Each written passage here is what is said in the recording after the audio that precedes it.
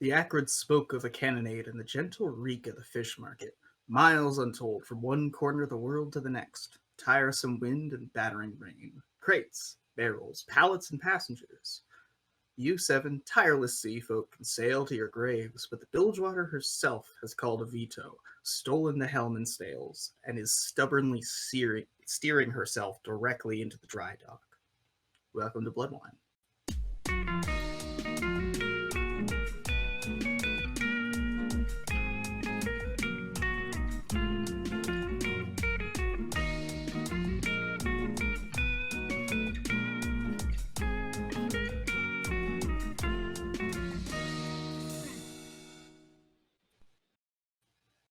Hello, everybody. Hello! We're freaking here. I muted. Yep. We forgot how to do our entire process. It's all good. I'm always mute myself during the beginning because I don't want to like cough into the mic or something. Yeah, rip a big one right while Will's speaking. Exactly. See, I have midway the benefit. Through the opening speech, there's like a bubbling bong in the background. Like... Yeah. I have the benefit of being muted through stream, so I can mute myself through stream, but not through our Discord call. So I can rip ass, and Will during his like speech just has to like no sell it. Yeah. Well, and no one will ever know. Especially because like before stream, you're sitting there like doing the calls, being like, "Ready? Yep. Checking. Good. Ready. All right. Counting down." So like, I do have to hear you say things. Yeah, exactly. So if you were to just like, if you were to be like, "I'm so gay, I got crimes coming out of my butthole. 3, 2," I would have to sit there and like battering waves. So yeah, it's been a little bit. It's one of those things where we were looking at the schedule and it's like, okay, I'm not feeling well this week. We'll skip a week. And then Gabe was like, okay, I'm not feeling well. It's like, okay, I'm gonna skip a week. And then Ken was gonna be next week, and it's like, no, we gotta stream something. Mine was we gotta get this one in though. But and then the week after that, I'll have an illness for sure. Yeah, guaranteed. Well, in my defense, my illness was vaccine. Yeah. Oh yeah, you're double vaccinated now. I'm double vaccinated. Congrats. Good job. Yeah, my body hated every second of it. Yep. But, only the second one though, right? Well, the second one was Moderna. Oh yeah, I hear that one wreaks havoc. Yeah, it was like. Wait, it was just the one day. Did you get the Pfizer for first? Yeah. Yeah, from everything that I've heard about Moderna, it's you get the entirety of flu season all in one night, and then you're good. Yeah, essentially. I was like, I'm going to play some Kerbal Space Program, and I did it for like maybe half an hour and said, I'm going to go sleep. You're just sitting there, you blink 10,000 meters, you blink 100,000 meters, you blink, revert flight, you're like, okay, I need to slow down. Yeah, why are my legs sore? I haven't used them all day. Oh, God. I had the flu a few years back. That's what periods are like. Yeah. It is really nice sometimes with chronic pain, hearing people complain about the muscle aches and describing them and being like, "Aww, yeah, your leggy hurts a little. Your leggy does a little hurt. That happens every time I move a limb, honey." Even this, like, getting up to shift myself in my seat, like, so like I'm looking at the stuff where it's like all the side effects is like fatigue, drowsiness, potential irritability, muscle soreness, pain in joints. I'm like, okay, but give me something I don't already have. Yeah. It just says there's no side effects. I'm good. This is just your everyday stuff. Yeah. You guys, however, are not quite so good. I want to ask you guys how it started. Would you have been docked at port and then the ship just kind of left? Or would you guys have been getting up to, like, leave the docks when the ship steers itself into the dry dock? Probably. I would probably be sleeping in. Can I get a recap? Basically, the Bilgewater itself is trying to steer itself into a dry dock. Previous to this, what did we do last time? We basically had a big meeting where we told the Rookery that they need to vet their hires more. Yeah. And something tells me that that dude is pissed because we had multiple scry attempts on us during that entire thing. Right. Yep. Okay, all caught up. And otherwise, you guys don't have an active task. You have a bit of time off before you have to pick up another task from the Rookery. So you are free sailors. All right. Should we go kill that guy? Kill him? Yeah. We could. Kill him. But, like... I mean, objectively, no. That's the wrong answer. Oh, okay. Well... I'm sorry. It's just... Like, Man, we can't have a rival. That's... We can't have people knowing who we are and what we do in the capacity of our boat. That's bad news for us. I mean, the entire Empire knows us and the capacity of our boat, but they just can't seem to catch us. That's the whole advantage of us. But we haven't had any of them like on our ship, you know? Well, I'm going to say that Sun is sleeping in. I have to go for a little bit. I will be back. Okay. Okay. Sun had his vaccination, his old man vaccination, and Yeah. needs to sleep it off. So what are you guys up to? I probably would have gotten up early. Boat stuff. Boat stuff. Yeah. All right. If it is boat stuff, then you guys have noticed that the ship is getting gunked to hell. In particular, you notice that on the edge, like there's anchor points where you put down the ropes to like hook them to the shore. They keep like rotating and kind of sloughing off the ropes, like the ship wants to drift.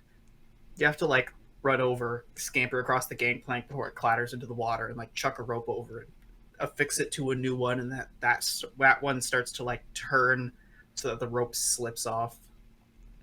Both The stuff ship's happy rudder today. is almost, yeah, the rudder is almost complaining, going like waggle, waggle, waggle.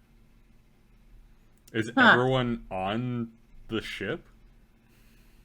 Yeah. I'm gonna turn and go to Bilgy and just go, Bilgy, boat's not happy. Should we just go? Yulji kind of like looks at the shore and just kind of like shrugs and is like,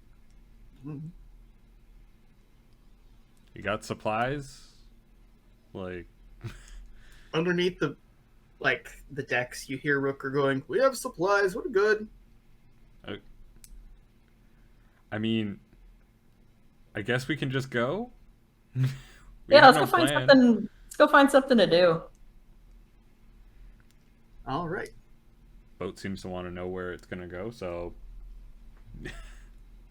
What? So you guys are like taking a look at the map. What are you guys doing?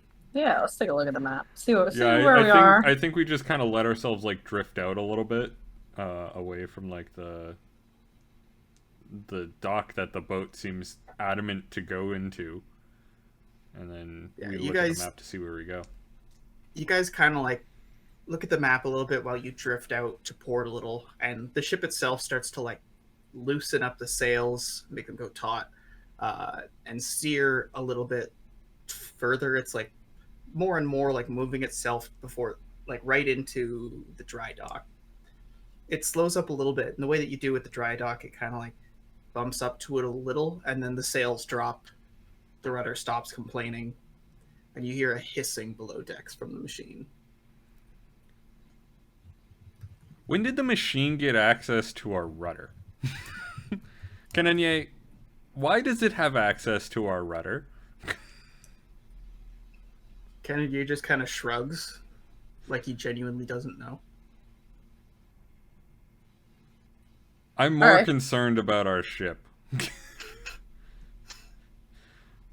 Fuck, what was the name of the one ship that was like the misfortune that us being on it was like really fucking bad?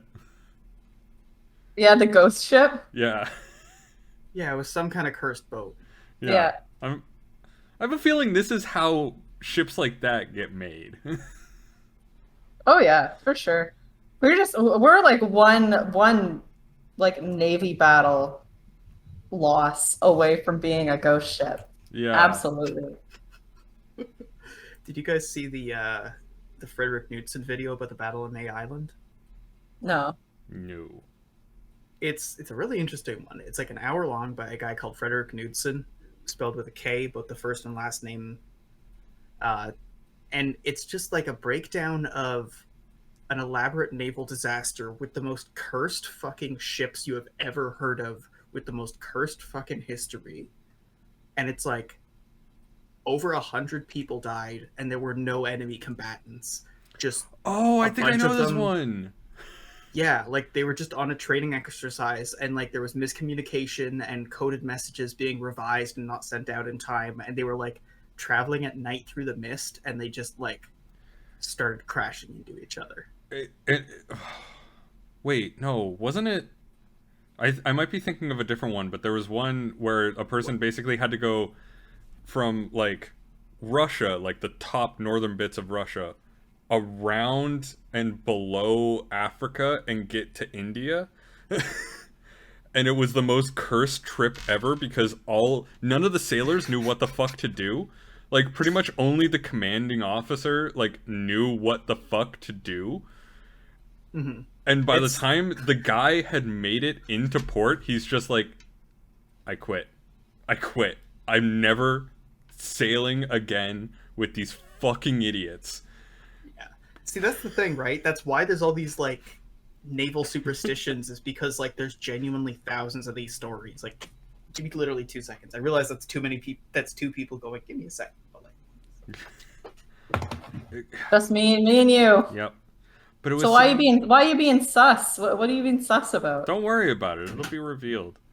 Oh. But like, from what I remember, they kept getting spooked because they would see another ship and they would fire torpedoes at it, and the command, like the naval compilations.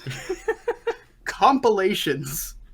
Look at that cursed ass boat. Look at it. Cursed ass boat. But they kept none of the sailors knew how to swim, and they barely knew how to operate the boat. They knew enough to know how to fire torpedoes. That's basically what they knew. And they were meant to sneak around in order to ambush the enemy. I can't remember much beyond that of what it was. But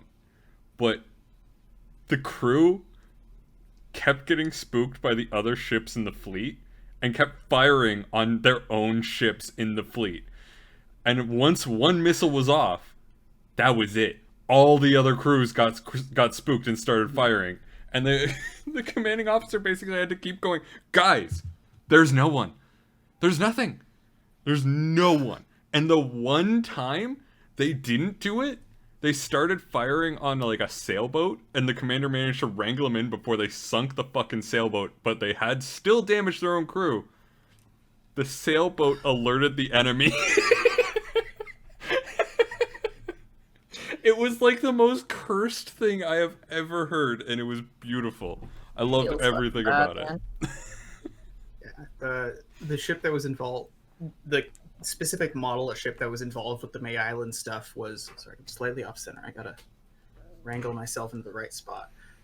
The ship that was involved was literally like, I think it only fired one missile ever at an enemy ship at sea, period. And it was a dud. Just, they would go on unsuccessful hunting trips. They would be docked at port waiting to move with the fleet. Or they would be doing training exercises waiting for their next deployment. Just like, it was this cursed, useless ship that kept having to be repaired because it was super, like, just terrible for like 16 different mechanical reasons. That's amazing. It was an entire class, the K class of submarine. It was a submarine, which makes it more horrifying, of course. Yeah. And like literally they had a ship called the K-13 that had like right at its inaugural sail-off, went beneath the waves, got stuck, and they basically almost all suffocated just before getting saved. Like they survived, I should say. It's the other way around. Like they were about to die before they got saved. And then a year later, on the anniversary of its failed founding voyage, they rechristened the fucking boat to K-22, and they assigned it to the 13th Battalion. What? Oh, no. Oh. Just... But the K9, though. K9 did work. I imagine if I was in charge and I had a submarine that was going to be christened the K9, I would make sure that they paint it like a dog, 100%. Oh yeah. Paint a big fluffy dog on the sail. Yeah, exactly. Well, it's a submarine, so it wouldn't have a sail. On the side of the boat. That would be weird to see a submarine with a sail. You say a submarine with a sail, that's a stupid idea. But the K-class had a steam engine on a submarine. Ah. Okay. Where did the steam go? Well, you see, they had a retractable funnel, which solved the problem, right? Right? No. Solved the problem. No? You guys have to watch that video, it's so good. I'm so incredibly confused as to how they. But they just let the like air go up, and then you're just as bubbling. They would use it to get increased speed on the surface. Okay. And then you would have to put out the engine and retract the funnel and let it cool, and then sink under the water and then switch to diesel. Okay, that makes sense. Okay. But does it? Like, does it? That makes sense from, like, you know, that engineer's perspective where someone just came to them and was like, look, we need to travel faster when we're not in, like, a combat or, like, when we're not in, like, a stressful situation. The engineer is just like, ah, yes. Steam. and just went, like, real ham on an idea, and people didn't think about it, then they approved it. Like, they didn't put too much thought into it, just hitting the stamp on it. Like, I could see that through line of logic where they're like, oh, yes, of course it uses steam when it's above water, and it uses diesel when it's below. And then you get it into the hands of a single naval commander, and it's just like, no. Yep. All of the important decisions were made by people who should not have been making them. Speaking of important decisions, you guys have slid up to the dry dock. It's currently empty. Are you guys familiar with the idea of a dry dock? How it goes, what it do? No. Yep. No. Oh! There's Gabe. I'm back. All right. Well, our boat is possessed by the apparatus. Oh no! And it was very determined to bring us into a dry dock. That is what you missed. Yeah. So, okay. So you wake up kind of with like the crunching of the boat. Not a crunching, I should say. There's a very distinct difference between like damage and just like the normal. Oh, this is what a hull is supposed to withstand, like a bonk, bonk. But like you feel the dunk. You kind of wake up, and sure enough, you look up and you're in a dry dock. I'm going up and talking to Bill G. Is he around? Everyone here is kind of just like looking at the ship, a little bit confused. Kennedy just kind of shrugs and goes, "Well, let's get some ropes. She wants what she wants." All right, let's go. Then. Let's go exploring. Just because a child wants candy doesn't mean you give it to it. When the child has a gun, you do. That's debatable. You can debate them. I'm giving them the damn candy. Frankly, it's Ken and Ye's fault for giving a child a gun in the first place, but whatever. Otto kind of chuckles and goes, "We're fine. I have faster reflexes than a child." I mean, you know what? I blame is you too, true. son. I blame both of you in this instance. Well, hey, at least my boy has a suitable interface with which we can converse. I'll give you that much. All right, I'm getting rope and hopping off. Yeah, you get out. This is like a long kind of incline. It's built to be wide enough for your boat, but like there's a whole bunch of big like angular cut blocks nearby that are different sizes to fit to a ship.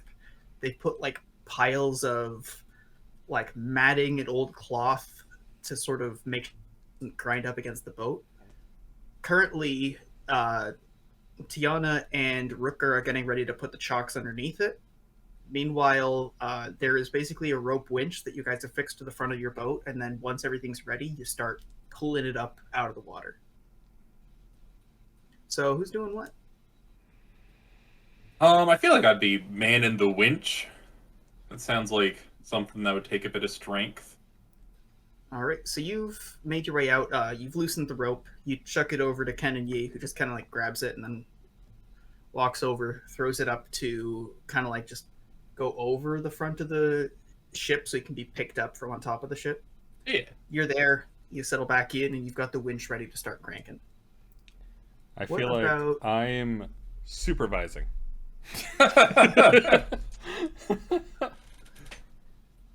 Well, to be fair, given what you do, a dry dock is not a good place to be caught unawares, so supervising is not a bad idea.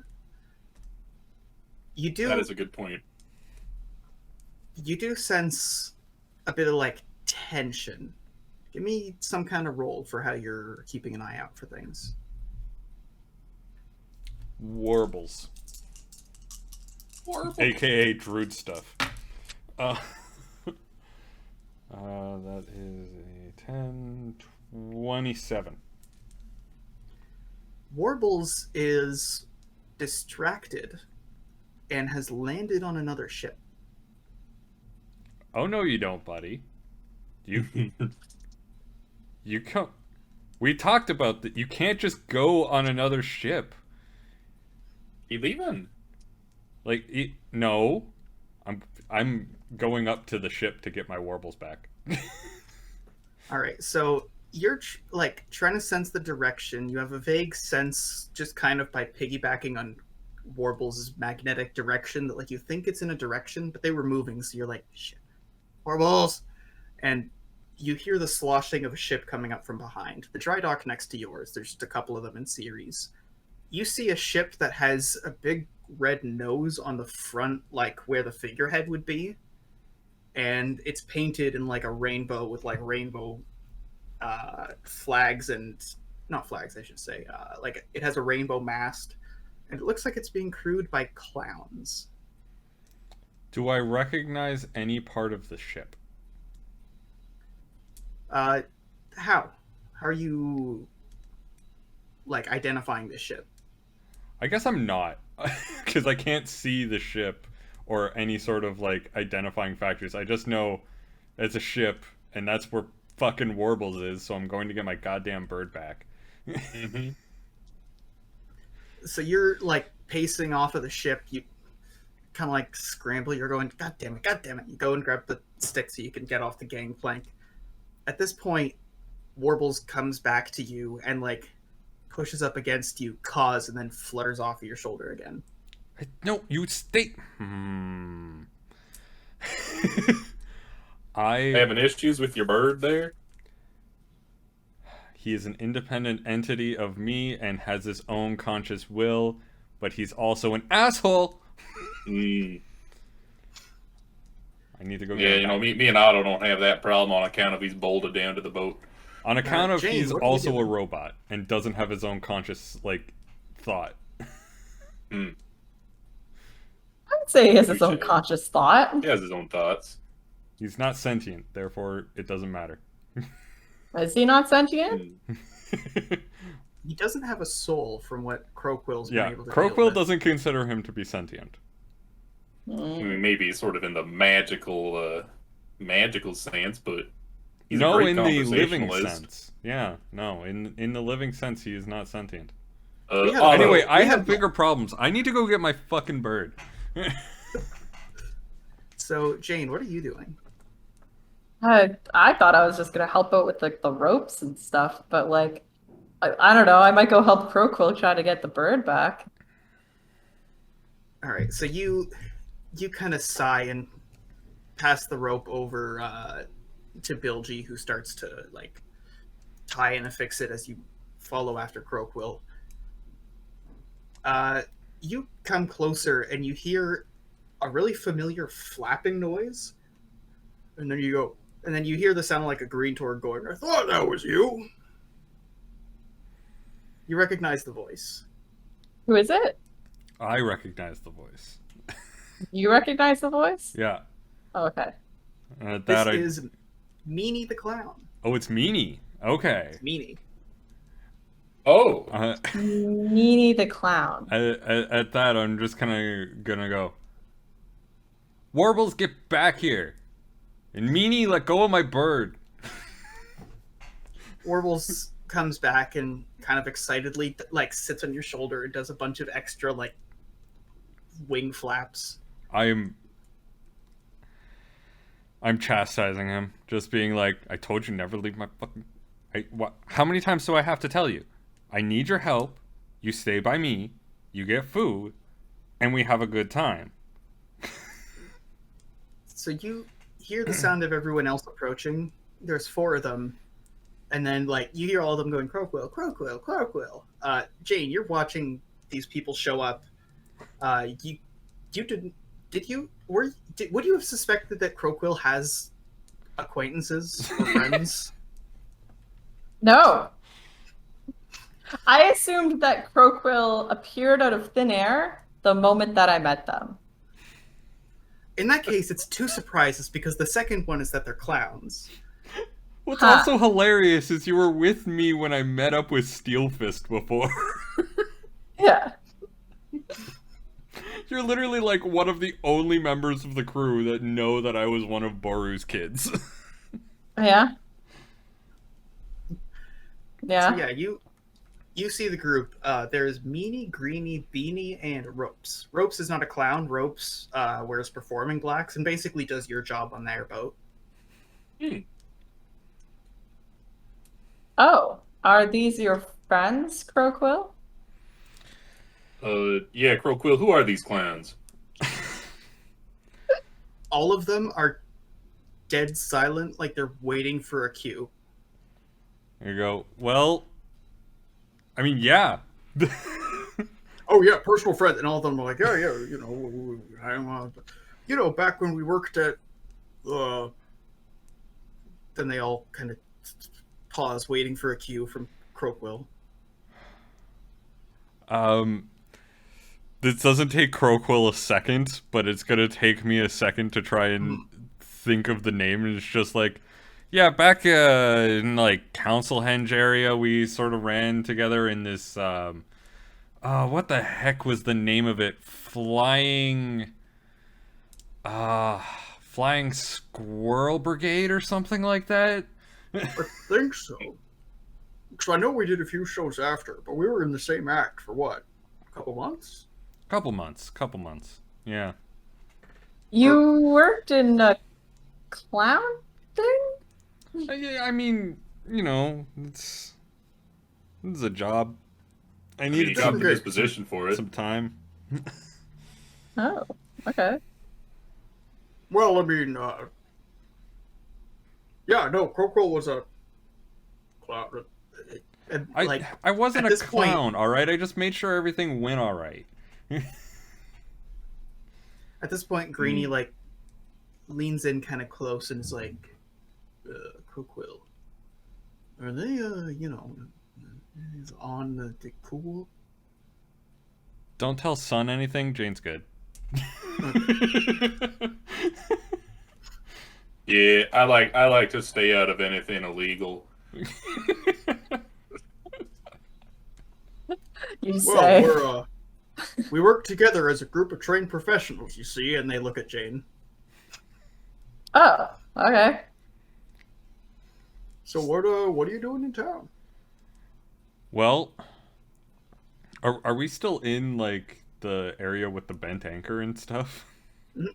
Okay. Is less like, well, we got a pretty steady gig, just kind of doing some deliveries. Oh, nice. Yeah. Mm-hmm. Yep. We were up near, and where were we last? Where we gave the Empress the mail bomb? East Landing. It was like we were up around like East Landing before. Traveled a little bit there. Ran some blockades, sank some ships. Yeah. What about Literally, crimes, eh? the thing that you said before this is, I don't like to do illegal stuff. It's an Like Corpo's international generally waters. just like, what? You said, I don't like to do illegal stuff. Right. And then the next thing that you said is ransom blockades. Blew up some ships. Right. No, I don't understand the contradiction there. We wanted to go past. They were going to try and stop us. I'm pretty sure that's just how the law works.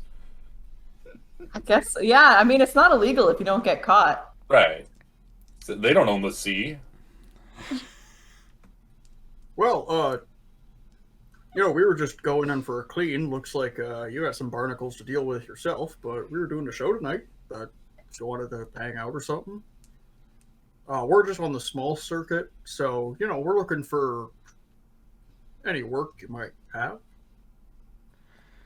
I mean, we don't particularly have any work per se. No, nothing really going on.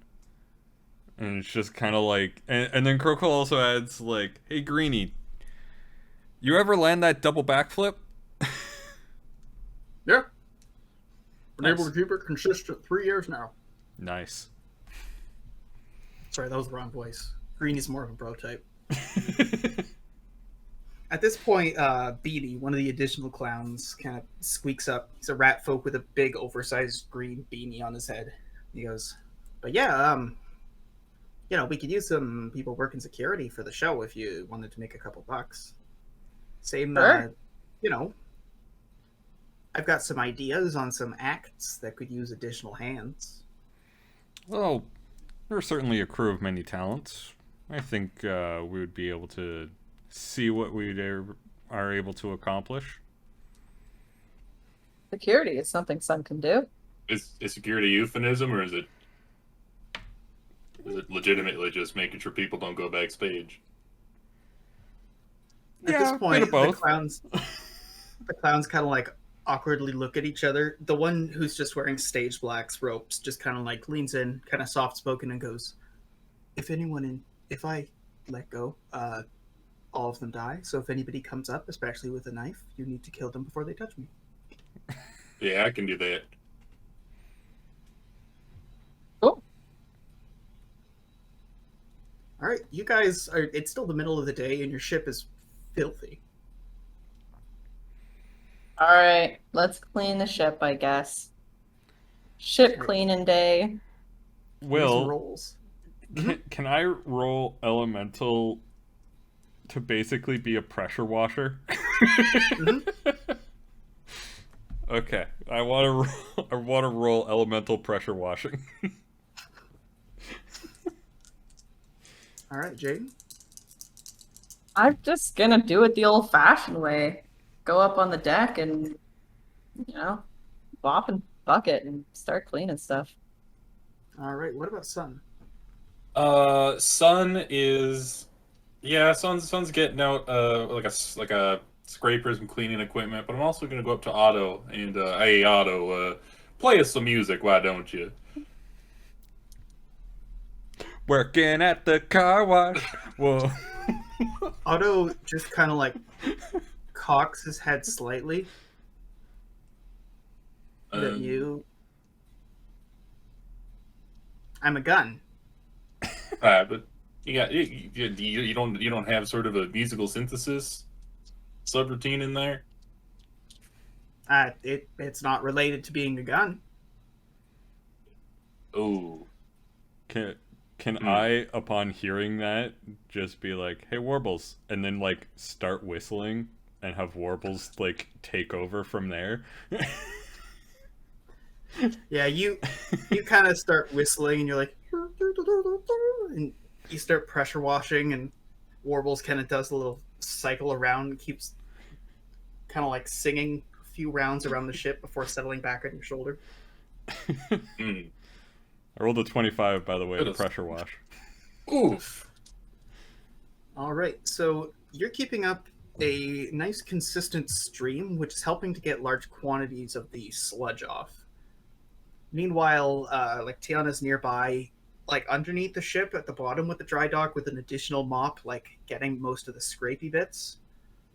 Meanwhile, on the other side, want to give me a roll for scrapies, son? Scrapey. That is a 24. All right, so you're just giving a nice hefty scrape. The first thing is the pressure wash, the second one's the mop, and then you go to get debris, and then you'll have to make a second pass as a group over the bottom of the ship.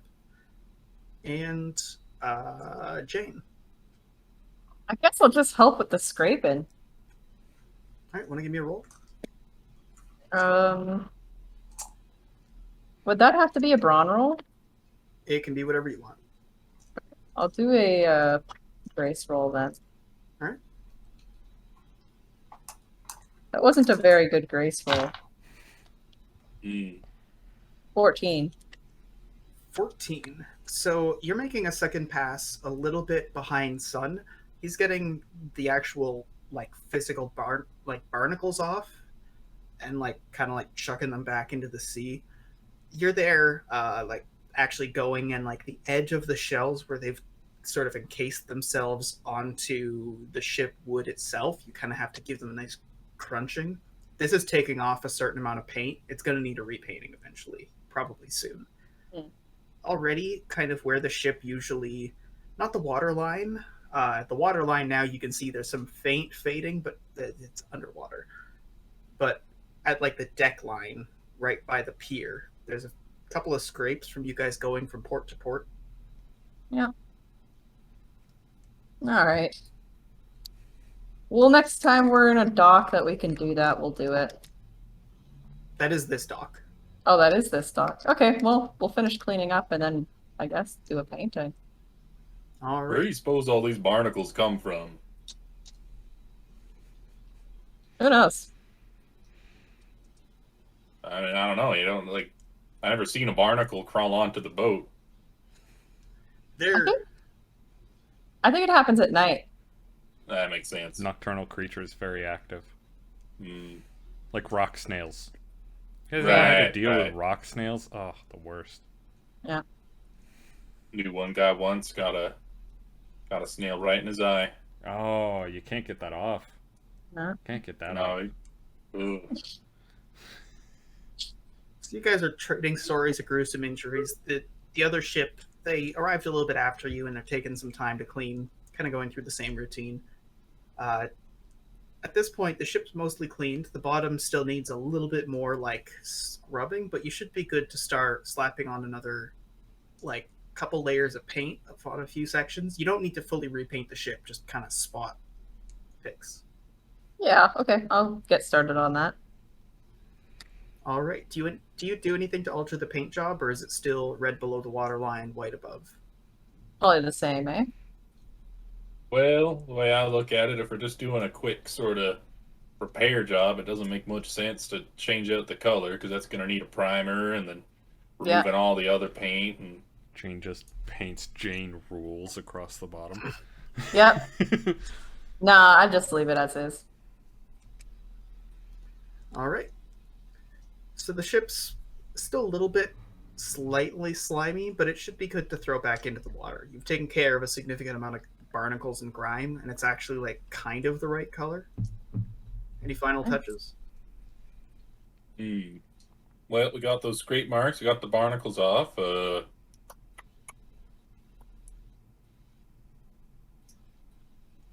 about a full steam-powered engine? That was a joke. The apparatus doesn't need more power. Yeah, okay. Well, The ship seems to have calmed. It's not rebelling against you or making any noises. It's grown still, more like an object again. So what would you guys think about a big old ramming sort of front end on it? We don't. I mean, I guess we do a lot of almost ramming into ships, don't we? You can't shoot at a ship from that angle. Oh my god, you're so right. What a mistake that would have been. We could put cannons on the front of the ship. You hear the sound of Otto swiveling, and he goes, "Hey, wait a minute! I can swivel. Swivel's a gun thing. I can point forward. Yeah, I'll shoot forward right now. I got 6 people in my targeting area. I'll do it." Whoa, hang on. No, Otto! I'm running up the gangplank. It is worth saying that, like, Otto is run by an algorithm, so, like, you tell him no a single time, and he just goes, "Okay, I won't."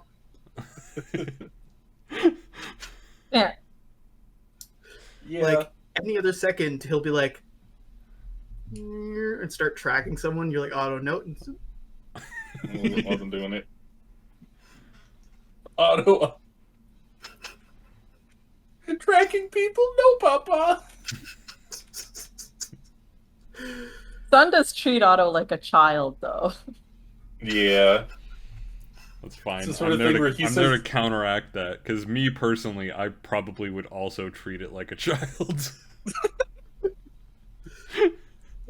Like almost the opposite direction. I do baby warbles, yeah, but that's also because warbles is a living entity. Are you guys still thinking about the ram front, or do you unhook the ship and slide it back into the water? I'm unhooking the ship and slide it back in the water. This is casual conversation.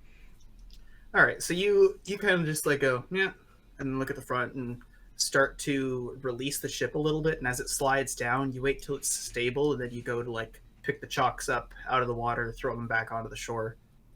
The other ship's still going, and they just kind of quickly go over and go, "You're coming by later. We haven't found a dock yet, but we're clowns. You'll find us." Yeah, I mean, if nothing else, you can meet us at the bent anchor. We have pretty good food. Sounds good. And I give a bit of a nod. All By right. now, it's like mid-afternoon.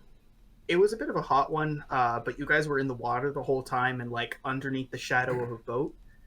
So like it's kind of just muggy and gross. You settle in and you're led to another open like port. Do you pick the one in front of the bent anchor, or do you go anywhere else? Bent anchor, obviously. Yeah, one in front of the bent anchor. Our favorite haunt. Like it's definitely like it. The bent anchor has become our hideout. Like genuinely, that's just how it's sort of evolved. Where it's just like the bent anchor. We're locals basically. Oh yeah. So you guys slide into your usual dock. You see the sign nearby, thirsty. So we'll pay with like little booty shorts sticking out, holding up some fish and chips. Tells you, sure enough, happy hour, 6 p.m., few hours off. You guys are free and clear for a little while. Do you kill time, go shopping, or just kind of sit at the bent anchor and wait around? Craffin. I gotta do craffin. I'm gonna go shopping. I wanna see what's in town. No, I'll go with Jane on that one. All right. So tell me how the crafting goes. Okay. Oh, actually, after they leave, I'm not gonna do crafting. I'm gonna spend these 2 hours doing something different. Oh. I go up to Otto, and say, "Now, son, I'm son. Now, boy, Croakville doesn't think you're alive, and finds that a little unsettling. But I don't know how we're gonna fix that. You see, all living things, what they do, they sort of have an ambient breath noise. I'm gonna teach you how to sort of heart rate. I'm going to teach you how to mimic those sounds. Well, we can't mimic the heat signature, but we can mimic the sounds. And Croakville I like it when the heat signature goes away. Yeah, yeah, that satisfaction circuitry does wonders. But okay, now repeat after me. Otto kind of goes. Well, that's not really good. And then. And then there's like a steam hiss. Perfect. Okay, we're gonna work on that, and it's gonna be just a nice subtle effect. When they come back, you're gonna be more lifelike than ever. Okay, so if I make noises, people will be comfortable. Yes. Yeah, but like breathing noises. Now you don't want them to be too intense. You want it to be a nice, subtle, sort of ambient noise. So if I am very quiet, then the heart rates go up. Yes. Being absolutely quiet and then suddenly sort of whirling around and going, "Hello, I'm going to shoot you." That's a little impolite. What you want to do is, "I'm going to shoot you," and then they're like, "This is a living thing that wants to kill me, not a machine." Okay, so here, go off the ship. We'll do a simulation. Tell me how it goes. All right. So you kind of go off the gangplank and come back up. Otto is just like dead quiet, facing forward.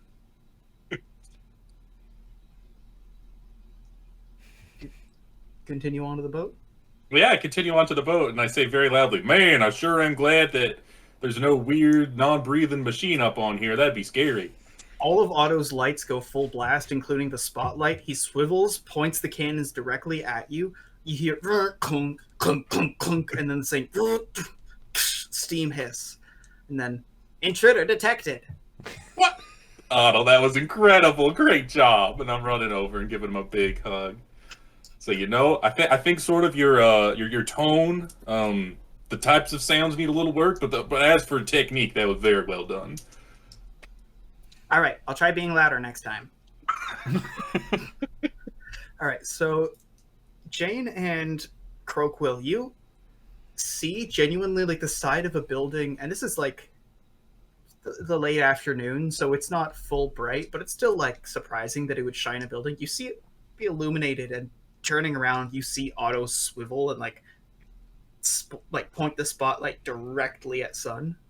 What the fuck is Sun doing? I think he's doing a performance, While we're gone, he's dancing around on the deck. That's one way to earn money. I thought he stuck to bullets, but maybe that's not as profitable. Yeah. So you guys are here just kind of like on the dockside street. This is still kind of a small town, so it's weirdly oriented the way some small towns are, and this place is very long. There's only like 3 streets deep, and like the last one there's not anything, it's just like houses. But this is like, like a good almost like kilometer long town along the edge of the shore. Huh. All right. Well, walk along the beachfront.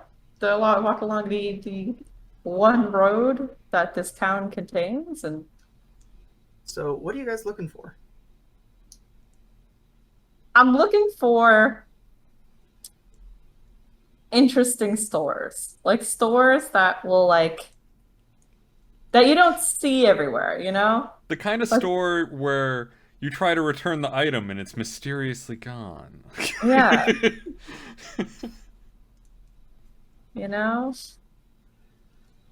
All right, so you're just kind of window shopping, going up and down. There's one place that's exclusively like extremely intricate china. A little while later, you see that there's a place called the Cat Hair Cafe. You Gross. Look a little bit closer, and there's like 3 different failed inspection signs on it. I wonder why. Gross. No wonder everyone just eats at the bent anchor. Yeah. So you're looking around, and you see a couple of kids like running down a side alley. As we walk past the side alley, I'm gonna look down it, but I'm not gonna follow the children. That's so you pause for a second, and you see them like pointing up the road, and then as you're looking down the alley, you see, sure enough, like a couple of kids from that street just kind of flit in front and follow, and there's like a couple of other like sailors just kind of curiously doing, like when people kind of like that. They kind of do that and start walking in that direction. Do you know what's going on?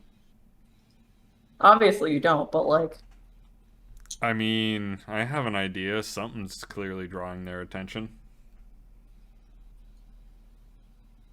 Well, I'll follow the crowd. If there's like a couple of people, I'll like follow behind them. All right, so it's just a couple of people who pause for a second, so you shrug and go down the street a bit. But when you, instead of the alley, like the actual road, and there's another intersection, you follow a couple more stores in that vague direction. One of them, it looks like, is a game store of some sort. You see like graven pieces and boards and a couple of different like cardstock games. That looks cool. Let's go look at the games. All right, so you kind of like wander on in. A lot of these are like little printed cards kept in like cardboard containers. They have their own little rule sets. They don't show a lot of color. Maybe there's like a little painted on logo or something. A lot of these are just mass printed in like basic paper. There's was it in the previous campaign that we had somebody who really liked board games? Yeah. Yeah. Yeah, that was Do you guys red. Board games I was trying to remember the name of one of them. One was literally like barrels, boardwalks, and like, and then it was something like really out of left field. It was like pirates, and I was like, oh, okay.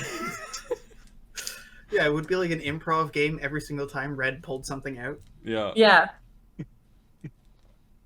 So you're peeking along, going from place to place. You see that like this isn't just games. This must also have like toys and stuff like that.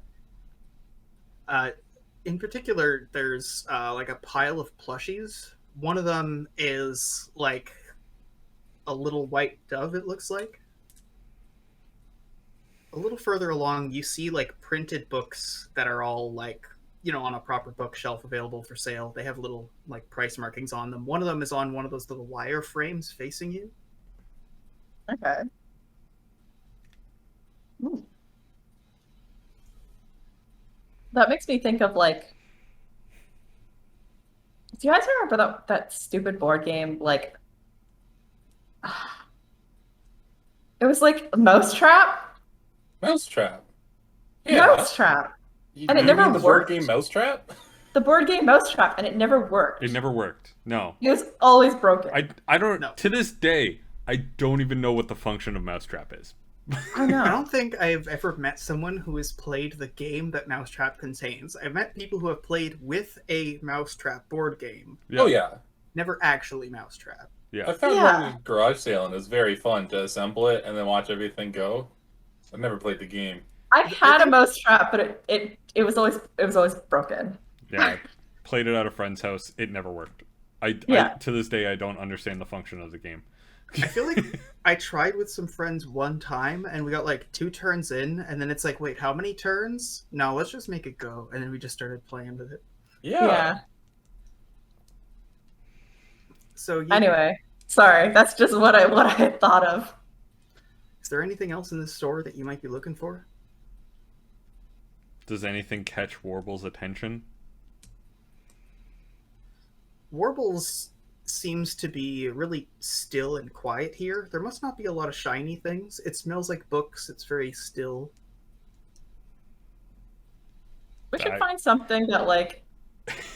Walking through, if his attention isn't drawn to something, my attention isn't drawn to something. Oh, absolutely. All right, we can get going. No, if you want to look for something, that's fine. Like I'm here just chilling. I don't have any intention of buying anything. I was thinking it could be a good bonding experience, you know, if we got like a board game for everybody to play. Well, that's true. We do have long hours at sea. It would be nice to do something other than drinking. Yeah, I mean, you know, I like drinking, but there is still the bookshelf. Bookshelf. What's on the bookshelf? Is there Roguish Dick and other tales? It looks like here there's not a lot of fiction. You feel like you passed a bookshop, but now that you're thinking about it, you turn back for it. What about like spooky, scary ghost stories of like ghost boats? Not much of those. Mm. It looks like there isn't really fiction or anything. These are all rule games. Who said or anything something. about fiction, Will? You do notice the book on display that just says tables and Twitch streams. Oh my god. You see, like, for some reason, everyone is facing vaguely forward and they're in boxes that are in different rooms. You're not sure how exactly this could be an entertaining experience. Getting a little bit too meta there, Will. You gotta reel that back in. Gotta reel that one back in. Oh my god. You did pass a bookstore on the way here. That's true. All right, let's leave and continue on. Yep. Sounds good. See if there's any chaos reigning outside from those children that were running around. You don't see the children running around or anything. There isn't really much of a kerfuffle. You do, however, see that there's someone who must be like, just a local like street kid or something, like going around and pasting up flyers on walls. Oh, is it for the thing tonight? Yep. Nice.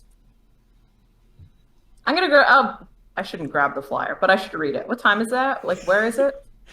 Grabbing the flyer has never stopped you before. Well, yeah. Normally it's a wanted poster, and you're like, no, we don't want anyone else to see this. Yeah, no. Wanted posters, that's different. I'll tear down a wanted poster, but... Looking it over, sure enough, it's like the 3 Clown Review or something like that. And they are going to be running it at 8 in the field behind the bent anchor. Oh, okay, cool. Sweet. We can use Otto as a spotlight. Yeah. That's true. He is bolted to the deck. That is going to be a little difficult. Yeah. Especially if it's behind the bent anchor. You could just take his spotlight off of him, is what Jane says. Yeah. Yeah, we could just remove your spleen. Carry that backstage as well. Spotlight isn't like while a necessary part of him. While we're listing things that we could do to things. So you guys are a little ways off. Sun, are you still on the ship puttering around? I'm still on the ship puttering. I'm thinking of a way to make a non-lethal round. That seems like a good thing for a security guard to have. All right. So you're thinking about the chalks, and you're like trying to basically see how much cloth you can wad into like a bullet cartridge. It's not going very well. A shirt gun.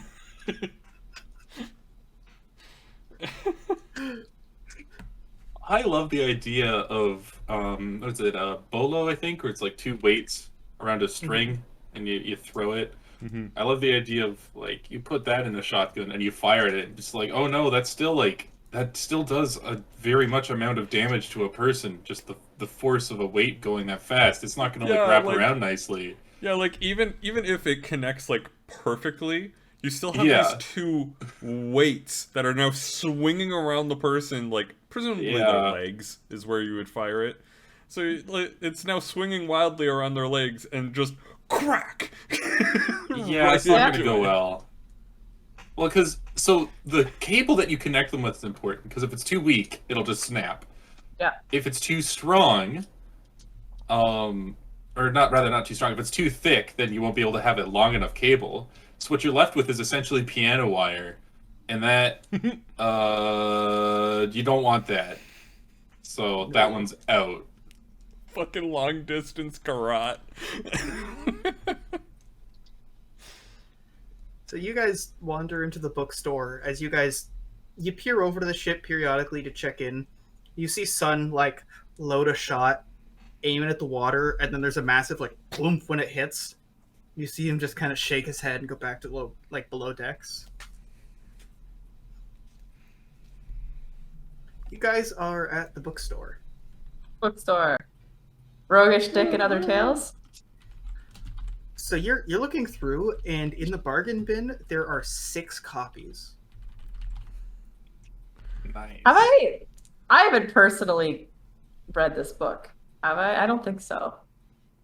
I think Jane Tiana has a copy, I'm pretty sure. Yeah. Oh, no, wait, because I do remember one time I had read to Tiana like this. It might have been Roguish Dick. Yeah, it probably was Roguish Dick. Yeah. I'll go to the bargain. I'll go to the bin, and I'll be like, say Roguish Dick is supposed to be a type of romance trope, and like Jane's life is that book. Yeah. Basically, all you need is like some Channing Tatum ass dude on the boat being like, Jane, I love you, but my lowboard background, it draws you into my dark world, and that's the plot. Like, yeah, of course, no, of course. Instead, you just got Sun in cargo shorts, like with an open Guy Fieri shirt with like a bottle of beer, going, "Hey Jane, how's them ropes do?" Yeah, How do them ropes be going? Sun is one of the world's least sexual beings, I think. Oh yeah, absolutely. Like kind of up on Goku levels of just no interest. Yeah. Cannot, will not. Didn't Goku get married though? Yeah, but no. He just does not care. He got like shonen married, you know? He thought marriage was a type of food. Yeah. Like, no. Yeah, I mean...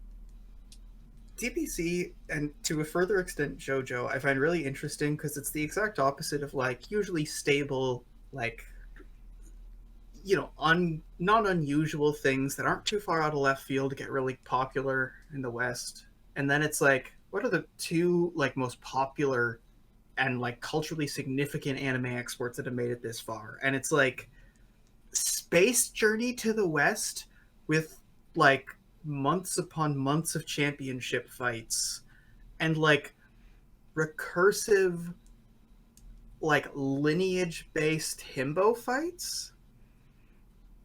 They're the nichest things, and yet it's like, okay, we're going to take that, and they are going to be some of the most influential works in this genre. JoJo's Bizarre Adventure Part 3, he's having a big fight with Dio, and Dio's like, wow, I'm using my special power, and JoJo's like, oh, punching, big punch, and then for like almost half an episode, the fight becomes JoJo playing dead. For like... It's like you're watching this for like 15 solid minutes of JoJo going to increasingly bizarre lengths to convince Dio that he's actually dead when Dio has superhuman hearing and like is a vampire. And it plays out like Dio is pretending to think he's dead for just to toy with him, but no, he's actually bamboozled. I love that with JoJo's Bizarre Adventure, the little of it I've seen, because like I need to pace myself. But like they have these extended long sequences that are like I don't want to say laziest, the most action conservative, because I feel like it's a different connotation between it being a bad thing and a good thing. Like these scenes of like shot of someone looking stoic, reverse shot, this person slowly walking down a pier for like 5 minutes of like internal monologue, to the point where you would be like, how much money are they trying to save? And then a fight scene happens, and you're like, that's where the budget went. Yeah, and somewhere in that internal monologue, you got to get a little misogyny in there. Yes. JoJo's Bizarre Adventure is unique, and it's the only anime I think I've ever seen in my life where every time a woman shows up, I go, oh god, not this again. And like, nothing's even happened yet. But it's his fucking mother. And like oh my god, he treats her like garbage. And it's like, how could anybody treat their mother like Matt Mercer, why are you saying these things about your mother? Yeah. Fucking Matt Mercer, how dare you? Yeah. Anyhow, you guys are looking through the books. You're picking up something called JoJo's Bizarre Adventure. You toss it to the side. I don't know what that's about. Weird plot. You like flip through it, and it's like weirdly the exact same as Roguish Dick. Like, there's like another book that's like the plagiarization of JoJo, like that just is like a massive expose where lines are literally the exact same. The only thing is JoJo doesn't have the sex scenes in it. Wait, so it's just the garbage plot That's without just the the sex garbage scenes? plot. The sex scenes are replaced with like mild or moderate misogyny. Yeah. Yeah. Like Mild to moderate. I mean, mild there's to some moderate pretty fantastic examples in there. to sometimes severe misogyny. Yeah. I'm always pleasantly surprised when an anime isn't weird about kids. It's like, you'll be like, yeah, nice. This is just a show, and it's a plot, and it's fine. And like, I was watching Sword Art Online, and I was like 3 episodes in, and then there's like a kid character who shows up, and I'm like, I can't even finish this episode. Just like, it smells from here, you know? Yeah. Yeah. Just watch the abridged. The abridged is much better. See, that's the thing. There's got to be a point where, like, you start to go, not that we're canceling anime. Anime is fucking fine. Nobody's canceling anime. But, like, there are some problematic aspects if, like, so many shows, you're like, no, it's great. You just need to watch the edited abridged version. Yeah. Not the actual show. But the best part of the abridged version is they turn Kirito into a sociopath, and it's fine. Fine. It's fine. It's fine. Like, genuinely, the show is watchable. Not only that, it's enjoyable. It is way better than the actual anime.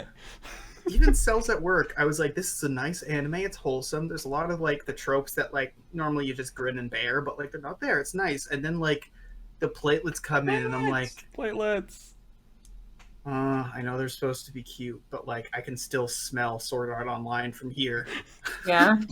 At this point, it's just the association. It's like, I know it's just supposed to be cute, but I can still smell Sword Art. Yeah. You can smell the Sword Art Online. You need a palate cleanser, you know? You need to watch Sweetness and Lightning instead, where the kid characters are just that. They are children, they are adorable, and they're just beans, and it's great. I do like the quiet motion of, like, Gabe just adjusting the set every 2 seconds. Like, oh, we're good. Okay, anime. There we go. Anime. Now my face, you can see how beautiful and large my head is. So you're in the bookstore, you're looking through the bargain bin. At this point, there were some buried underneath other books. You're pretty sure you found 9 copies of Roguish Dick. Oh my god. You find, like, a book at the very bottom. You start leafing through it. It looks like it's going to be some classical literature, and then it gets weird, and you go, and put it back at the bottom. It's not really anything good. I have to go shopping somewhere else. All right. Well, let's go look at that China, and then maybe. Oh, I'm not going into a China shop. Yeah, I guess that's fair. You can go into the China shop. I'm not going into the China shop. Yeah. I do like that the assumption is not Croquill's blind and gonna knock shit over. It's like Croquill is just gonna blow something up. Yeah. Like, it's a mixture of anything could go wrong. Like, if Warble starts flying off and wrecking shit, then, like, Croquill's only thing is to try and rein him in, which turns her into a literal bull in a China shop at that point. Because, like, yeah, what is she meant to do? especially, like, the hexing stuff. Like, the entire thing feels like if you just snapped a finger, you could knock over every single piece of china and shatter it. It is magically precarious. If someone pissed me off, 100% I would do it and try and frame them. All right, let's go get a job. Before we do that, you guys want to see how big my head is? Because, like you see this dice, right? Dice for scale. Yeah. If I hold it up to my head, see, the thing is, like, your fisheye as hell. Like, even the sides of the room are bending around. I know. Yeah, your camera's I have to do it to fisheye. get my massive head in frame. Honey, just back up a little bit. Well, you guys kind of just sit there puttering around. There's not really much in the shops. At this point, it's getting a bit later. Okay. Do you guys go to the bent anchor, or do you go behind it and check out the setup? Let's go check out the setup, yeah. Yeah.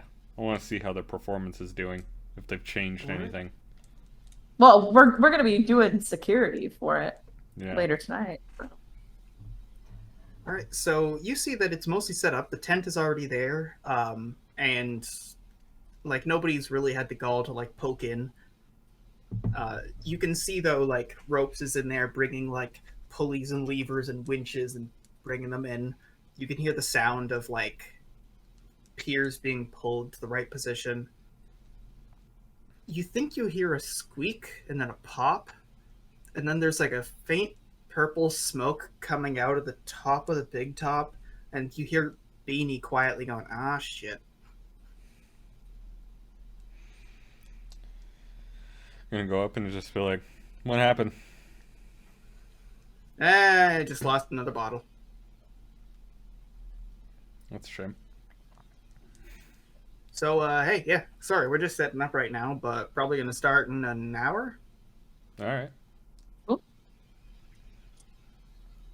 Get comfortable, I guess. We're pretty much good. You guys can see that, like, at this point, the stage is already set up. Like, they're really just doing final adjustments and checks and getting things in order. After a little while, you see, like, the harnesses are ready and Ropes, like, first goes with some sandbags for some dry runs, like, tests the weights, goes up and, like, tests to see if the winches have slid. After a little while, he gives, like, a thumb up, and he, like, makes sure the, like, wire straps and harnesses are attached to everyone. After a little while, I'm gonna go back to the ship. I'm just gonna be like, I'm just gonna go get Sun to make sure that, you know, he doesn't pass too much time crafting the way he usually does. All right. A little while later, once everyone's gathered, the show's almost about to begin. Who is where? This is not like a heavy gig where they're expecting like people to run in with knives or anything. Like it's literally just one person needs to be sitting on a stool near Ropes. I'll be sitting on a stool near Ropes. Yeah. Maybe not me. I have a big crossbow. I'm gonna be where the action is, and I'm not sitting on a stool with Ropes. I'm supervising their event. Sun should maybe be sitting on a stool with Ropes. I'll like, I don't know, walk around back, I guess. Yeah, like I'm fine being like. I was told if someone tries to stab guy holding ropes to stop him, so I'm sitting on a stool where I can see guy holding ropes with my shotgun and my cool bullets I built. Once everything's ready and there's a final go, they start letting people in and taking tickets. It's really cheap, just like a copper to come in and watch a show for a night. So like kids, like the local sailing families, especially like, you know, a lot of sailors come in. You actually see like a freelance naval regiment take up the entire back row and a half. They must have been good boys getting a day out as a treat. After a little while, and they've taken tickets, they like there's one curtain right in front of the stage that they're getting ready to pull at the last minute. They give a thumbs up and come in, and Beanie gives like a snap and goes on stage, ready to go. And the three of them start like getting into position. Let's do an improv game. What's the name of the first gag? The first gag? The first gay? The first guy? The first goof. Oh. Jumping. And since it's since we're, you know, by the bent anchor, it's gotta involve something with cream pie. Oh. Oh my god. So you guys are waiting as this begins. They give like a thumbs up to each other, get ready, and then one of them loudly goes, "All right, final checks," loud enough that like the audience can hear, and they hear and they get a little bit quiet. And then like, "All right, let's test the ropes." And you're okay. And then one of them specifically, like all of them, you guys see from behind the stage that all of them are quietly using their feet to make it louder. But one guy, like Meanie in particular, goes boom, boom. All I don't know, I think it's good. I don't think we need to jostle it too much. They go, no, it's a stress test. Come on. And then Greenie goes, oh, I don't know.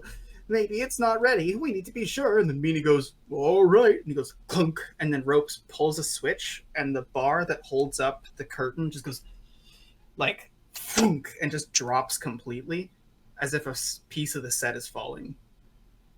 Both of them kind of, like, look at each other, like Greenie and Beanie. Meanie just kind of looks there and goes, I don't think it's secure. And there's a laugh that comes from the audience. At this point, like, they start just getting into clown theatrics, like, why oh, you're not secure. And they start, like, bumping each other around, throwing pies in faces, doing pratfalls. After a little bit, the bit resolves. What's the name of the next gag? Tumbling. Ask me for clown names. I'm going to give you bad ones. I'm starting with tumbling. Tumbling. All right, come on, Uncle. Tumbling uncle. Elsie, you got to hit this one out of the park. See, that's why with improv I love going first, because you just set it up and you just have to like sit back and just be like, all right, everyone. All right. What are you gonna add to this? Yeah. I feel like tumbling. Oh my god. Uncle's a terrible addition. You're like, hey, you did bad improv. You failed, and you have to. That was bad. Improv. I did a bad improv, and now my improv friends are kicking me out of the improv group. Oh no! I gotta have to find a new one. So they start the tumbling uncle gag.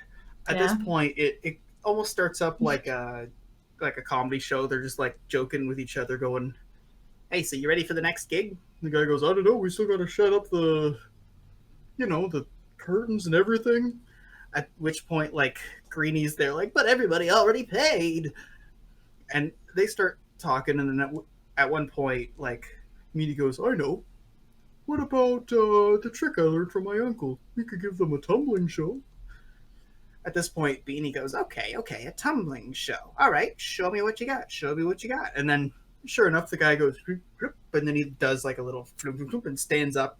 It's a little bit of like a whoo from the crowd. And he goes, and then Beanie kind of sits there and goes, okay, but we got to sell it. Can you give me a little bit more? And then Greenie's there like already like starting to warble, at which point like you see Ropes getting ready for something, and then Meanie does a big jump, and then as he does a like roll in the middle of the stage, physically there's a few sections in the beams that have like hinges, and it almost makes the stage look like it's physically sagging for a second. Oh god. At which point Greenie starts going, oh geez, oh no, I don't know about this. And then Beanie's like, no, we can do better. Come on, what did your uncle teach me? Come on. And then the guy goes, I don't know. It was from the war days. And at that point, the entire rear row like cackles way louder than they should. At which point, Beanie goes, come on, it'll sell, especially to the cheap seats. Come on. And then Meanie goes, okay, I just need you to hold this rope. And he carefully takes one over and like Beanie grabs it, goes, okay, I don't know what you... He goes, and you're going to hold it, right? He goes, yeah, sure. Okay, because we all have to pull our weight. He goes, okay. He starts like reeling it in bit by bit. And then Beanie goes, all right, ready? He goes, okay. And then he goes and does a leap and a tumble. And then he does a final like jump up. And then physically his weight just goes thunk. And you can actually see that like in the background, the rope being used for the gag is a dummy rope. And it's Ropes in the back who's like belaying and keeping the tension. But Greenie actually goes and just like sails in a parabola to the other side of the stage. At which point he goes, why didn't you warn me? At which point Meanie goes, I told you, what are you doing? And they start like getting back into the theatrics. There is one more gag left in the night. Acrobatic.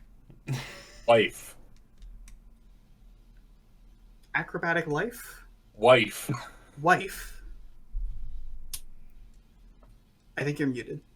No, I'm sorry. I'm not muted. I'm just. You were just like. I feel like that's a good, like, those two words are Roulette. good as roulette. Perfect addition. Exactly. Wife roulette. Oh my god. Add some boomer humor into that. Some Yeah. boomer humor. Boomer humor. The old ball and chain. Yuck. All right, so they set up for the next gag. At which point, like they're running back and forth and getting ready, and then Greenie kind of awkwardly moves over to Beanie and goes, "Beanie, you know, I'm worried I'm never gonna get a girlfriend, let alone a wife." At this point, Beanie goes, "Come on, we can spruce you up, make you look nice." And he pats on the guy's head. And they're all in clown makeup, so like when he fluffs the guy's hair, you can see like there must be some agent in it because it goes up like a foot. He goes, "There you go. That's okay. How's my tie?" And then the guy goes in and like goes, "Okay, how's this?" He goes, "Good, good, yep, tight enough. Too tight, too tight, too tight." And then Meaty comes in and goes, hey, come on, what are you doing?" And, you know, it's like, "Hey, setting him up for a date." And he goes, you know, I hear they have something called Tinder. It's a game they play in the mainland. Maybe we could do that." Guy goes, okay, yeah, maybe that's the best way to do it. All right. Can we get some volunteers? Anybody want to be Greenie's wife? And then there's a pause, and then the audience kind of laughs at the pause. And then it's like, "Jeez, don't hurt the guy's self-confidence." Who walks up? I do.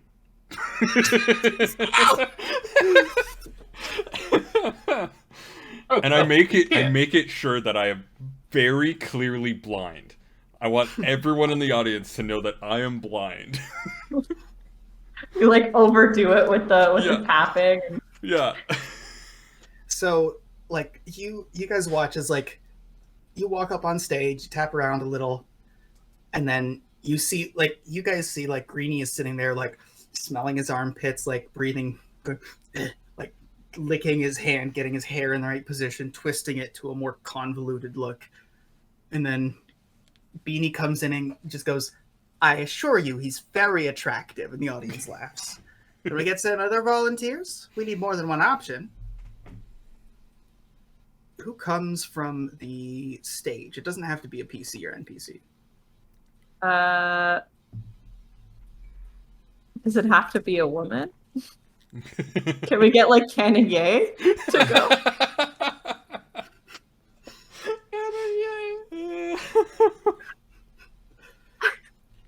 So, like, Tiana kind of pushes Kennedy a little bit. He chuckles and makes his way up to stage. And then Greenie goes, "Oh, I wanted a wife." And then Meanie goes, "Well, we can't always get what we want." And the audience kind of chuckles. "Okay, any final volunteers?" A bunch of people in the back start pushing up one very tiny, scrawny-looking pattern Torg. And he's kind of doing the whole way up. All right, Private Jinkies is pushed onto stage. Private Jinkies. I am Jinkies. We just sent Velma up on stage. So at this point, they put on like a mock dating show. At which point they go, "All right, so let's see. Let's do this like they do it in the Tinder game. So let's see. Come on, ask something." And then Greedy kind of goes, shit. And then Meaty goes, "I don't know, ask if they have hobbies or interests." At which point, Beanie goes, "Oh, wait a minute, I forgot. It's both ways. You have to do each other." Okay, so, no, we should do it. And they all go to the other side, and you just see Greenie, like, literally with his legs, like, wobbling super dramatically on stage, just alone to one side. And now all the clowns are, like, behind the contestants and going, "Well, come on, what do you have to offer? Any hobbies?" And then Greenie's like, clown stuff? And, like, the audience has a bit of a chuckle. And it's like, okay, Sergeant Jinky turns bright red. Any of you guys clown stuff? Yes, no? Jinky's kind of... I like clowns. Okay. We like clowns. We still got somebody. We still got... okay. What else do you got to offer? Hey, how tall are you? Crowquill's gonna give a response to that as well. Just giving the most, like, dating show response ever of, I take a tumble with you any day. The audience chuckles at that one, and then Greeny's like, ooh, whoa, ooh, and starts, like, pulling at his collar a little bit. And they go, all right, Greeny, how tall are you? At which point, Greeny is, like, hunched over and then goes to his tallest, and he's maybe, like, 5 feet tall tops, a bit of a short dude, and he goes, 7'2".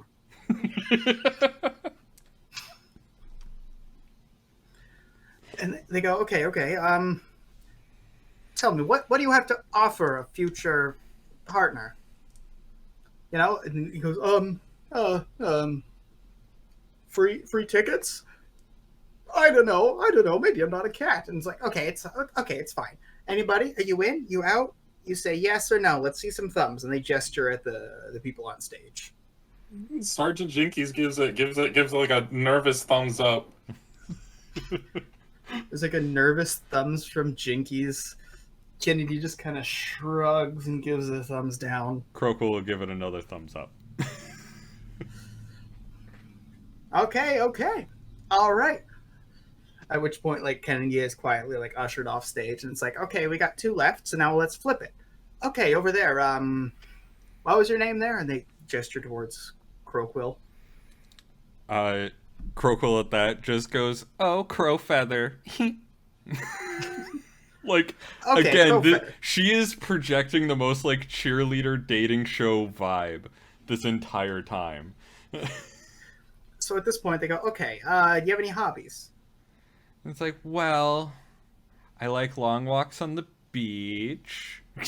And then right when you say that, Greeny goes, oh, long walks on the beach. What if I get sand in my shoes? And Jinkies like, mutters under her breath, they are very big. It's just like, and I just like to see the world. Oh, the world is full of scary monsters.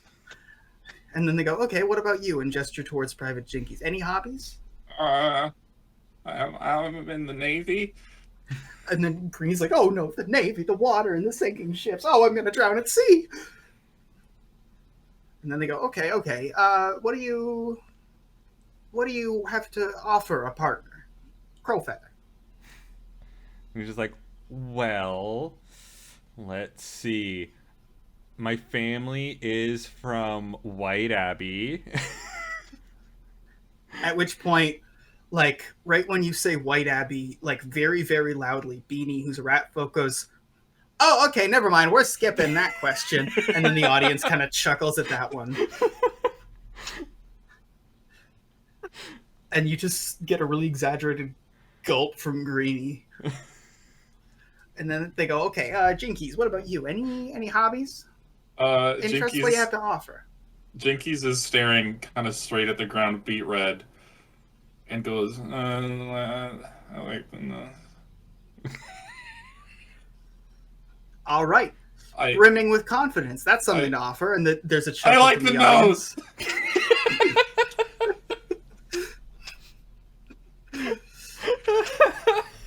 Okay, we like the nose. Okay. At which point, Greeny's like, I don't know, kind of an intense attitude. I don't know if I can handle this. Meanie, I think I need to stay single. And they go, stay single after all this work, after the help from these fine volunteers. And they're like clapped off the stage.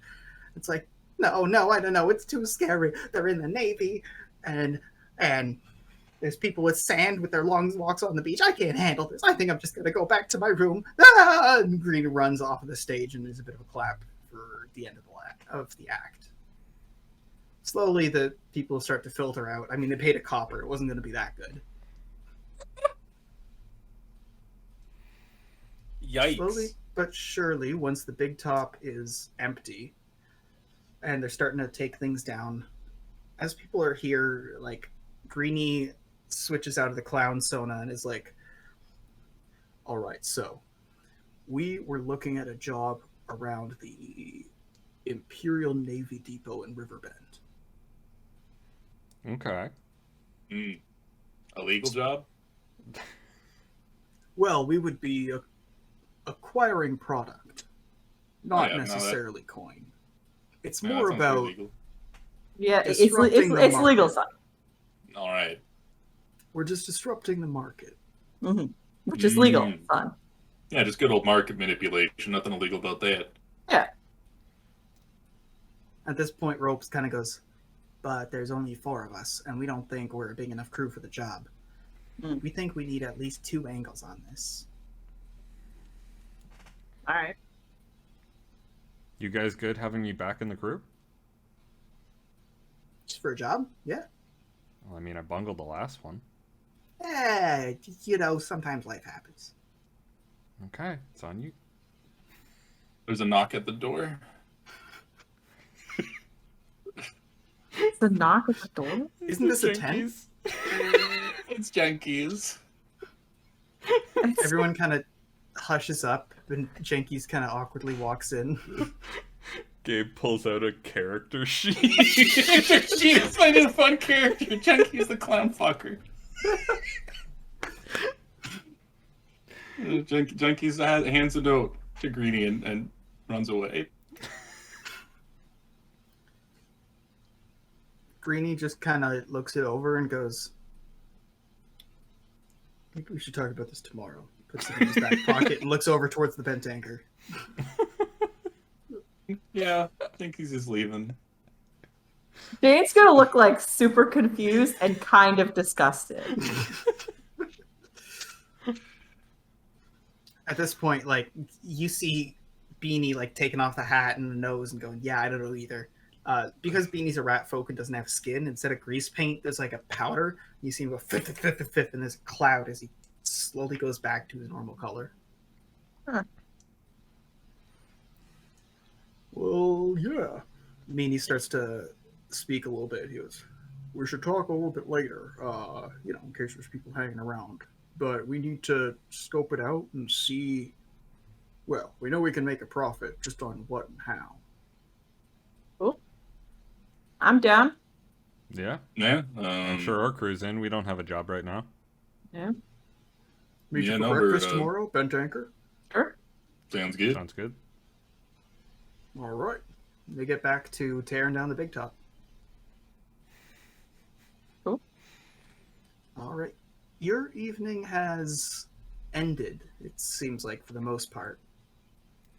You're out in the field behind the bent anchor. Corporal's gonna go to Jane and just like, did you like the white appy gag that I pulled on that one?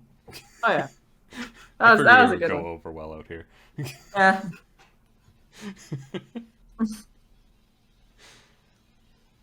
You notice that there's like the faint light of a rolled up cigarette, it looks like. There's someone kind of out near the edge of the bent anchor who seems to be just kind of watching the big top come down. I mean, Do I we technically recognize are them? this. Sorry? Do I recognize them? We technically are the security detail. It's kind of our business. It's up to you if you want to deal with it, Mr. Security Man. I'm not taking my jobs very seriously. I'm going to walk up and say, hello. Right. How's it going? Does anybody go with Sun, or is it just Sun? I go with Sun. All right, the pair of you come up and it's like, hello, can I... And by the time you're clearly approaching, you see the figure kind of stumble away. Based on the movement, they're trying to, like, not get caught, but they must be really smashed. Turkeys. Yeah, I'm going to follow at, like, a walking pace. The way that a security guard at a Wild Wings might. Yeah, so you're... Like the, I don't Buffalo want Wild to touch you, Wings. but, like, you need to leave. Yeah. So you look and like see the figure kind of stumble and like lean against the wall a little bit, then look at you and go, "It is you." The figure stumbles a little bit closer, drops a bottle and goes, "Oh shit!" And like sees it spill and goes, "You!" And then just like throws an unlit cigarette, but the wind flutters it, kind of goes shy. You see like a really emaciated looking rat folk in like a burlap, almost more of a burlap sack than clothing, but clearly like deliberately burlap clothing. They have some kind of elaborate necklace made of rope. Hi. Is this If my the guy reputation that precedes me? You and at this point the guy's put a hand on you. He's not like trying to push you. He's obviously aggressive, but he's too drunk to be effective. He just kind of puts weight on you and he puts a finger on your chest and he goes, "Don't you care about life? Huh? The creatures," and he puts his hands wide and he smacks against the beam. He's like, Are you the guy that was there when we blew up a bunch of ships, or are you the guy that was there when we were trying to learn how to be rookers? "Oh, big talk, blowing up ships. You think you're some kind of badass because you kill people. Well, you're not. You ruined my life." The guy kicks a post and stumbles off down the street. I'm sorry? And he stops and kind of turns around and he goes, "You're sorry? He burps a little, "Will. You will." And he leaves. No. This man threatened me. I'm not gonna let him just leave. I'm like, if a man says you will be sorry, I'm walking after him like, hey, what do you mean by that, friend? We can sort this out. All right, so do you follow after him? Yeah, I'm like, hey, ways? yeah, like, hey, bud, who are you? Why are you angry at us? Like, so as you get closer, he comes back and he clings to your shirt, like your shirt a little bit, and he goes, all I did. Do you know what I've seen? Do you know the shit I have been through? And all it took, I was doing good. I had a good job, and you ruined it." Oh, is that the... You smell the reek coming off of him. This guy is we 100% just got this dude fired like 2 days ago. all right, well, Yeah, isn't this the guy that we got fired and now hates us? yeah, I think, bud, you've had a little too much to drink. You're probably sort of blaming us for all of your mistakes in life and projecting a little bit, but that's all right, you know. Corporal's just gonna be behind him and just go like, "Man, he fell fast." It's been like 2 days. All right, well, here, let's get you off to bed, fella. You're in no state to be wandering the streets. "Don't push me." Pushes you off.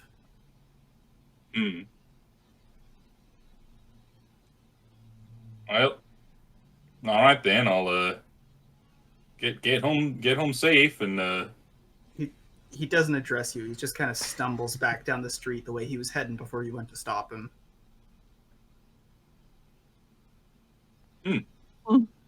He looks different without the mask and the job. Same thing. And the sanity. And the sanity. And the self-decency. Was that there too? Your party's all kind of gathered out a little bit away from the bent anchor. Your ship awaits. Hey, we need to be worried about that guy? Like, I'm sure Yeah, probably.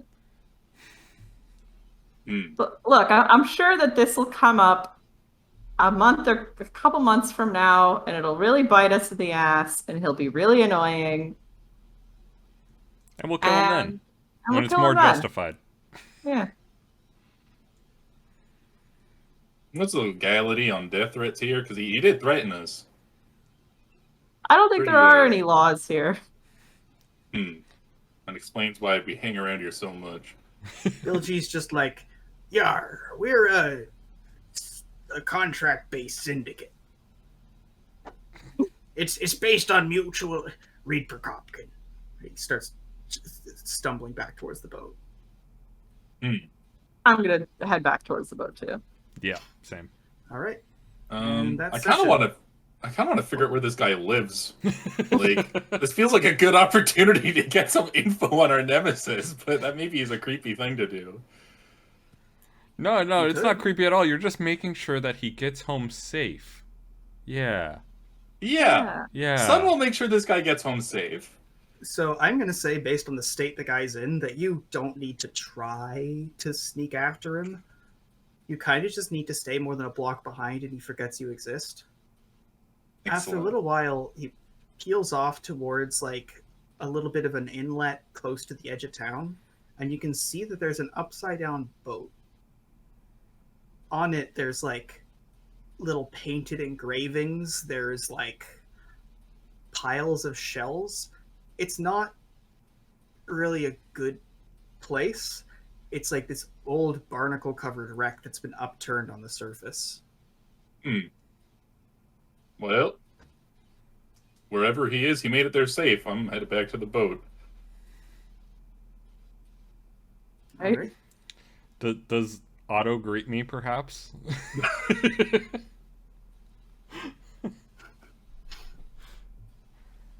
Yeah, you guys get back to the boat and you hear like dial-up noises, and then Otto goes, "Hello." Otto, when's the big last grin on time my that face. Sun gave you a checkup? Like a little tune-up, maybe? Sounds like something. Oh, loose. 5 minutes ago. It's probably whatever this bug is probably because of the most recent update. Oh, okay. Yeah, you might want to have Sun check that. As Kroko leaves, I turn to Otto and say, "I think you liked it." Should I be louder?